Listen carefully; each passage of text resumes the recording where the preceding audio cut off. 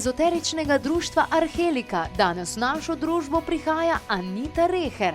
Zdravje je darilo, ki ga moramo varovati, s tem pa se strinja Lorena Leonardos, ki bo govorila o negativnih ionih in ionizaciji. V družbo pa prihaja tudi Simon Godina, ki nam vedno zaupa, kaj je tisto, kaj se splača pojesti in čemu se je vredno izogniti. Ker naše telo je le tempelj in moramo dobro skrbeti zanj.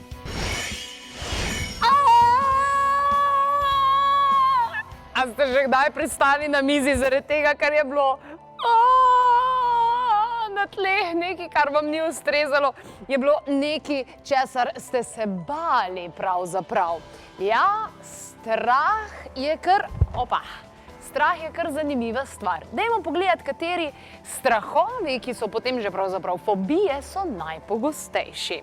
Zanimivo, enega izmed njih sem včasih tudi jaz gojila v svoji podzavesti in to je bil ta strah klaustrofobije, strah pred zaprtimi prostori. Katere strahove še imamo? Pripravili smo cel seznam. Akrofobija je strah pred višino, arachnofobija pred pajki, hemofobija pred krvjo, klaustrofobijo smo omenili, eni imajo celo klovnofobijo, strah pred klovni, tudi razumem jih, ne? Ksenofobija pred tujci, ofidiofobija pred kačami in tudi tole sem včasih gojila in sicer tafofobija, strah pred mislijo, da boš živ zakopan. Živeti s strahovi je velik izziv. Sama se soočam s tem vsakeč, ko grem na letalo, ker zmeraj vidim nekoga, ki mu pa ni fajn in prijetno leteti in pol, če kaj fajn začne migati, padem tudi sama v to, da mi pač ni najbolj prijetno, ne? In danes bomo govorili o strahovih z Anito Reher iz ezoteričnega društva Arhelika, kateri ljudje prihajajo po pomoč tudi takrat, ko imajo kakšne te izzive iz strahovi. In Anita verjetno zna tudi povedati, odkot pravzaprav izvirajo. In kar mene zanima je, ali lahko nek strah izvira mogoče iz prejšnjih življenj ali kaj podobnega, ker mislim, da pri meni je to bilo, kar se tega tiče. Jo že slišim, iz Maribora je prišla v prestolnico. Dobrodošla, lep pozdrav. Pozdravljena. Hvala, ko si prišla. Z veseljem. Čaj sem ti pripravila. Bo ustrezno? Super. Evo ga, kar izvoli. Hvala. Imela sem tudi strah pred predori. Ja. In sem naredila izpit za avto in nikoli nisva šla s šoferjem čez predor. In jaz sem zmer, ko sem šla čez predor, sem pač zaprla oči, pa je bilo, ne? No in pa sem naredila izpit za avto in pridem jaz prvič do tunela in hočem zapreti oči. In unem, tole pa zdaj ne bo šlo več, ne? In takrat sem se soočila s tem in zdaj sem v redu. Super. Ja. Soočanje s strahovi je ena najpomembnejših in najbolj pomembna, tudi najpomembnejši korak. In najtežje. Omenila si klaustrofobijo, recimo, strah pred zaprtimi prostori. Najboljše je, da recimo tudi jaz sem imela ta strah, kaj sem jaz naredila, bom kar sebe izpostavila. Z dvigalom sem se cel dan vozila gor pa dol, da sem jaz premagala strah od pritličja do 13. nadstropja. Po meni je teklo, doživljala sem grozne zadeve, to so res eni taki občutki, ampak je pomagalo. Dvigalo mi je predstavljalo istočasno tudi neko varnost, ker sem imela možnost v vsakem nadstropju izstopiti. Pomembno je, da ko se soočimo s strahom, da imamo plan B, kot neko pomožno berglo zraven. Se pravi izhod. Tako, izhod v sili, če bi slučajno prišlo do velike krize. In takrat sem ugotovila, da je to najboljše, da soočiti se z nečim, česar se mi resnično bojimo. A pa so bili še kakšni drugi ljudje v dvigalu, ko si se Ja, vozila? to je bilo v mariborski bolnišnici in vsi zdravniki so takrat vedeli, kaj jaz delam, ker sem se cel dan vozila gor in dol. Tako da sem bila tudi v tem pogledu varna, če bi slučajno prišlo do kakega zastoja srca, ker značilno je, ne, kaj nam povzroča strah. Strah nam povzroča vrtoglavice, visoki pritisk, hitrejše bitje srca, ovira nas na raznih področjih. Celo življenje ti dejansko vodi, ne? Degradirani, hendikepirani smo na vseh področjih, tako kot si rekla. Celo življenje nam usmerja strah. Imamo pa tudi koristno vrsto strahu. Recimo kot mati se boji za svoje otroke, ne pretirano, vedno mora biti tista zdrava meja, ampak strah tudi povzroči, da mi bežimo, ko smo v nevarnosti, ko smo res v nevarnosti. Da se umaknemo takrat, da znamo razsoditi, aha, strah je tisti, ki da signal, ups, to pa ni v redu. Z zdravo mejo razuma, da tudi kot mati vidi, aha, do sem lahko greš, glej, ne dalje. Ne? Moramo pa biti previdni, da ne prekoračimo tega. Potem tisti globlji strahovi, fobije, to pa običajno izvira iz naših prejšnjih življenj. A dejansko? Ja. Zato pa to ljudje potem prihajajo k tebi, ker drugače ne morejo rešiti. Tako. Ker eno je, ko se ti strašiš tukaj, v tem življenju, kot otrok nečesa in si to pozabila. Ali se je kaj zgodilo, recimo ti si imela strah pred tuneli. Zdaj, lahko je iz prejšnjega življenja to bilo, lahko pa je tukaj, kot majhna, pa se to z časom spremeni potem v en taki globoki strah, fobijo. Ampak običajno sega to dlje nazaj. Dlje nazaj. Ali smo smrt doživeli v nekem zaprtem prostoru, eni imajo strah pred labirintom, eni imajo strah pred pajki, tudi to sem imela. Pred pajki? Pred pajki. In dejansko, ko sem si delala čiščenje karmično... Se pravi, ti ljudem narediš karmično čiščenje, ko pridejo k tebi? Tako, na podlagi tega, da se ta strah izniči. Pa jim poveš, zakaj jih je tega strah? Ja. Se dejansko cela slika se odvije takrat tudi, ne? No, k tebi, pri tebi, ne? Ja. Wow, zanimivo, ker jih je veliko ljudi poznam, ki dejansko, recimo, ne vem, strah pred letenjem, recimo, imajo strah pred letenjem, pa imajo dovolj denarja, da si privoščijo, da bi kam šli in tak naprej, ampak nikamor ne grejo. In so obtičali s to čudovito sicer hrvaško obalo, a ne, ampak vseeno, a ne, ogromno stvari si prikrajšamo, ker pustimo, da nas strah fura, ne. Tako, zdaj pa, kaj se tiče letenja, je lahko strah pred višino, ali pa tudi strah pred tem zaprtim prostorom. Tako. To sta lahko oba dva strahova prisotna, ali pa en, treba je potem videti. Strah pred višino je tudi eden zelo pogostih strahov. Ogromno ljudi se boji višine in miši. Tudi to, strah pred mišmi. Zdaj pa višina je tudi tak, ni fajn, če ti ne moreš iti na en razgledni stolp, ne moreš iti na potovanja, samo tu si, na teh nižjih, na trdnih tleh, tu je varnost. Moram ti povedati, na Japonskem, jaz z višino od enih sanj naprej ni mi prijetno. Ne bom rekla, da me je strah, ni mi pa prijetno. In na Japonskem sem šla v en center, kjer imajo te, ne vem, 4D, 5D igrce varianta in ti dajo gor očala in sem šla po lestvi in je v bistvu samo pač tak, je bilo fizično nič nastavljeno, ne, ampak ti vidiš, kolikor da moraš neko mačko rešiti in se moraš soočiti s tem. In je krasna zadeva, ampak to bo v Sloveniji mogoče čez 20 let, ne? Ja, škoda. Škoda. Ampak dejansko, to mi je pa všeč. Se pravi, ti greš za nazaj čistiti tiste stvari. Ker jaz sem slišala tudi za nekoga, recimo, ki ga je ves čas nekaj bolelo v srcu in prihaja iz premožne družine, v Ameriki je bil na zdravljenju posod so mu rekli, nič ni narobe s tabo, potem mu je pa nekdo povedal, ti si bil v prejšnjem življenju zaboden in ta bolečina izvira od takrat in so mu to odstranili in je bilo potem v redu. Tako, enostavno se karma razreši, zbriše se tudi tisti dogodek. In kako se zbriše dogodek, tako se tudi Strahovi. bolečina, strahovi, vse to zbriše. Ker mi z mojo mamo, pa babico, pa sestro smo bile pri tebi, recimo, in mojo mami je čez 2 dni ali čez en dan, naslednji dan že, recimo, jo je nehal neki bolet tale, nek išias ali ne vem, kaj je imela, recimo, pa smo probali vse druga prej, ne? Se pravi, očitno so to zadeve, ki so zataknjene od prej. Tako, ki se vežejo v naša pretekla življenja. Wow, dejansko je to tako. S kakšnimi strahovi se ljudje največkrat oglasijo do tebe? Ker že to, da si priznaš, da te je tega strah in da moraš nekaj narediti, že to je ena pot, ne? Ja, že to je velik korak, ne, da sploh se soočiš s tem, ne? Sam sebi, da priznaš, ne, ker vzgajani smo bili tako, ne, kaj pa bodi korajžen, ne, pogumno je treba iti, dejansko pa v sebi pa kot otrok si nosil tisti strah in ta strah raste s tabo. Kak mi rastemo, tak strah raste. In iz leta v leto je to večje, desetletja.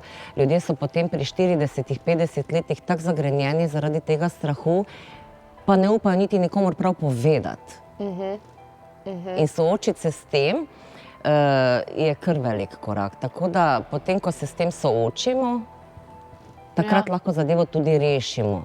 Najpogostejši strah, tako kot sem že prej omenila, je strah pred višino, strah pred pajki, strah pred mišmi, strah pred zaprtimi prostori in pa, to, kar si imela ti, strah v tunelih.